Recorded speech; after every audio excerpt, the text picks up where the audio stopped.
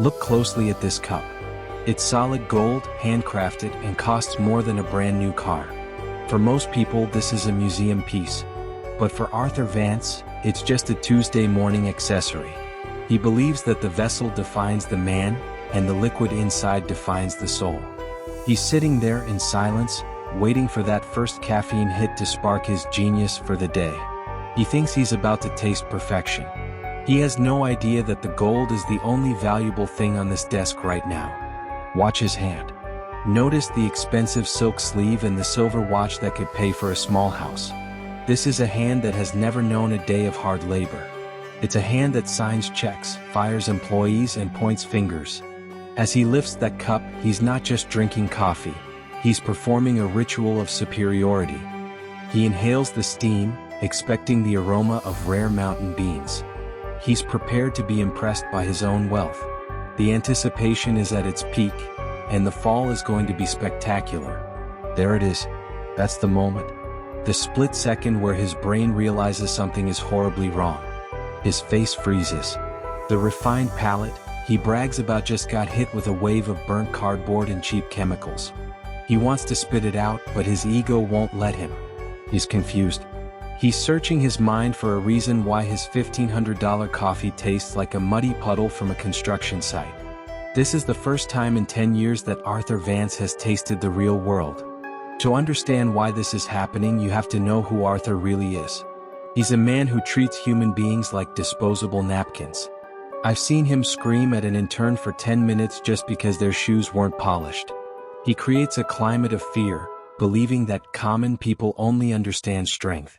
He treats the office like his personal playground and the staff like his servants. He thinks he is a different species, a higher class of human that deserves only the elite things in life. His favorite topic? His elite premium coffee beans. He'll hold a bag like it's a religious relic and lecture us for hours. "Mark," he'd say, "quality is something you're born with. I can taste the altitude of the bean. I can smell the purity."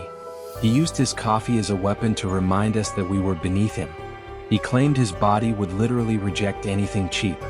He spent 20 minutes every morning bragging about his biological superiority. It was nauseating. And it was exactly the motivation I needed. So, I went looking for the opposite of elite. I went to the darkest corner of a discount store, where the fluorescent lights flicker and the floor is sticky. And there it was. A generic plastic jar of instant coffee powder.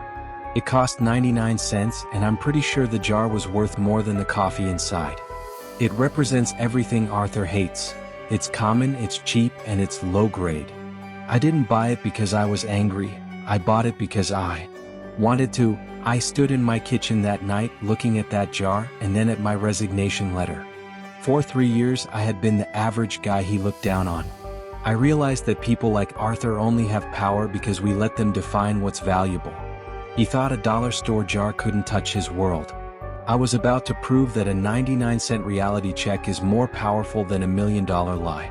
My plan was simple, but the message was going to be loud and clear. Perform a scientific experiment on his arrogance. Tuesday, 4:45 a.m. The building was silent. I used my keycard to enter the executive suite. The kitchen was cold and smelled of expensive cleaning products. My heart was pounding, not because I was scared of getting caught, but because I was excited for the truth. I felt like a ghost in the machine, moving through the shadows to plant a seed of reality in his garden of illusions. The heist was underway, and the stakes were purely psychological. I opened his elite bag. The beans inside were perfect, oily, and expensive. I emptied them into a trash bag and replaced them with the 99-cent dust. As the cheap powder poured into the luxury bag, it felt like a symphony. I wasn't just mixing coffee, I was mixing his expectations with his reality. I filled the bag to the top, ensuring that his first sip of the day would be a direct punch to his ego. The transition was complete. The trap was set. Back in the present, Arthur is still staring at that gold cup. He takes a second sip, then a third. He's trying so hard to find the notes of chocolate and hints of berry that the label promised. But all he finds is the bitter taste of a bargain bin. He looks at the cup like it's betrayed him. His world is cracking. If this coffee is premium, why does it taste like garbage? If he is an elite taster, why is he struggling to swallow? The silence in the room is deafening. He starts spiraling. He grabs the bags, checking the expiration dates, checking the seals, looking for a mistake. Any mistake that isn't his own. He looks frantic, his hair messy, his tie loose. He's looking for a gas leak, a water problem, anything to explain why his elite life suddenly feels so cheap. He looks like a man who just realized his entire personality was a marketing scam. He's searching for answers in a pile of labels, but the answer is right there in his hand. It's just coffee, Arthur. I walk past his door one last time. He doesn't even see me. He's too busy arguing with a coffee bag. I have my bag in my hand and a calm smile on my face. I didn't need to yell at him. I didn't need to sue him. I just needed to show him that his superiority was as thin as a paper cup. As I step out of the elevator and into the fresh air, I realize I've never felt richer. Sometimes, the best way to humble a giant is to remind him that at the end of the day, we all drink from the same bitter cup. And mine? Mine tastes like freedom.